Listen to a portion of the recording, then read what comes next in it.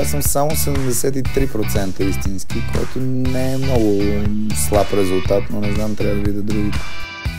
Само 50% си мислят, че съм мъж. 63% мислят, че аз съм лидер. Аз всъщност съм един калфа.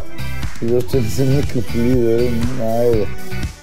Ами да, аз не съм супер активен в Фейсбук, обаче когато харесам нещо, определено аз го харесвам, а не го...